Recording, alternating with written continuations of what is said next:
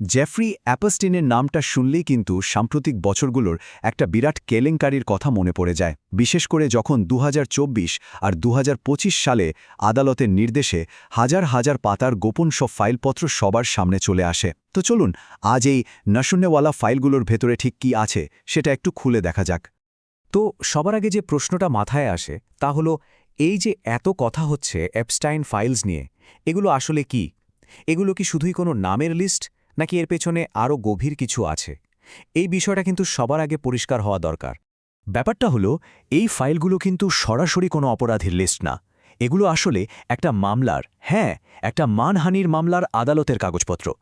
অনেকদিন এগুলো সব গোপন ছিল, কিন্তু শেষ পর্যন্ত একটা মার্কিন আদালত এগুলোকে সবার সামনে আনার নির্দেশ দেয়। আর ঠিক সেখান থেকেই কিন্তু পুরো খেলাটা ঘুরে যায়। ওকে, তাহলে আসল কথায় আসি। এই যে হাজার হাজার পাতার ফাইল, এখান থেকে ঠিক কি বেরিয়ে এলো? দেখুন, এই ফাইলগুলো থেকে মূলত তিনটে সাংঘাতিক জিনিস জানা যায়। ১৭০ জনেরও বেশি হাই প্রোফাইল লোকের নাম। ২ এপস্টিনের ওই যে কুখ্যাত প্রাইভেট জেট ছিল লোলিটা এক্সপ্রেস, সেটার ফ্লাইট লগ, মানে কারা কারা যাতায়াত করত। আর ৩ ভিকটিমদের দেওয়া শিউরে ওঠার মতো সব জবানবন্দি। তবে হ্যাঁ, এখানে একটা খুব জরুরি কথা বলে রাখা ভালো। এই লিস্টের নাম আছে মানেই কিন্তু কেউ দোষী সাব্যস্ত হয়ে যাননি, এটা বোঝা খুব দরকার। অনেকেই হয়তো ব্যবসার কাজে বা সামাজিক কোনো কারণে এপস্টাইনের সাথে মিশেছেন। মানে নামগুলো শুনলে অবাক হতে হয়। বিল ক্লিন্টন, ডোনাল্ড ট্রাম্প, ব্রিটেনের প্রিন্স অ্যান্ড্রু, আরে এমনকি বিজ্ঞানী স্টিভেন হকিংয়ের নামও আছে। ভাবা যায়? এখান থেকেই তো বোঝা যায় যে অ্যাপস্টাইনের নেটওয়ার্কটা ঠিক কতটা গভীরে আর কতটা বিস্তৃত ছিল। কিন্তু দাঁড়ান, গল্পটা এখানেই শেষ না। আদালতের এই ফাইলগুলো তো ছিল শুধু শুরু। এরপর তদন্ত যত এগিয়েছে, আরও সব চাঞ্চল্যকর তথ্য বেরিয়ে আসতে শুরু করেছে। পুরো ঘটনাটা যদি একটু টাইমলাইন ধরে দেখি, তাহলে ব্যাপারটা এরকম। ২০২৪-এ প্রথম ফাইলগুলো বেরোলো। তারপর ২০২৫-এর শেষের দিকে আমেরিকায় একটা নতুন আইন পাশ হলো, নাম এপস্টাইন ফাইলস ট্রান্সপারেন্সি অ্যাক্ট।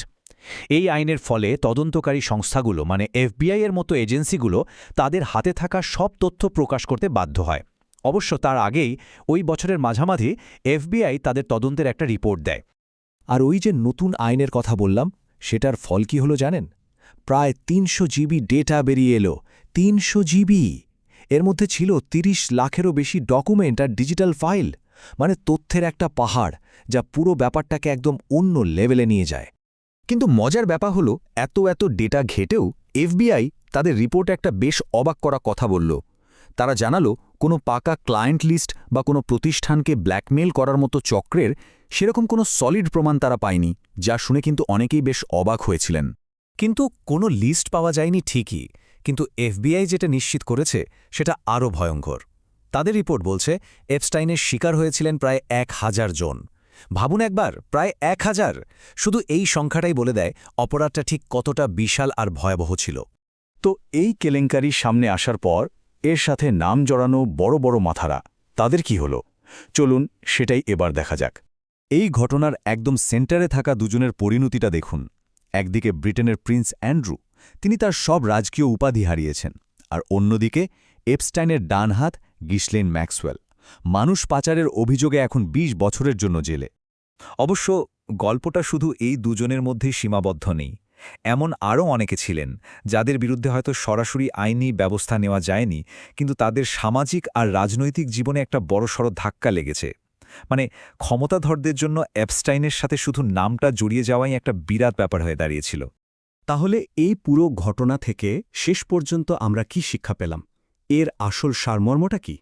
শেষ কথা হলো, এই ফাইলগুলো একদম চোখে আঙুল দিয়ে দেখিয়ে দিয়েছে যে ক্ষমতা আর টাকার আড়ালে কিভাবে একটা আন্তর্জাতিক সেক্স ট্র্যাফিকিং চক্র বছরের পর বছর ধরে চলে আসছিল। আর পৃথিবীর সবথেকে প্রভাবশালী লোকেরা কোনো না কোনোভাবে এর সাথে যুক্ত ছিলেন। এটা আসলে শুধু একজনের অপরাধের গল্প না, এটা হলো সেই গল্প যেখানে দেখা যায় ক্ষমতা কিভাবে সত্যিটাকে ঢেকে রাখে। এটা তারই একটা ভয়ঙ্কর উদাহরণ। এখন প্রশ্ন একটাই, এই যে সব তথ্য সামনে এলো, এই স্বচ্ছতা কি ভবিষ্যতে এমন ঘটনা আটকাতে পারবে?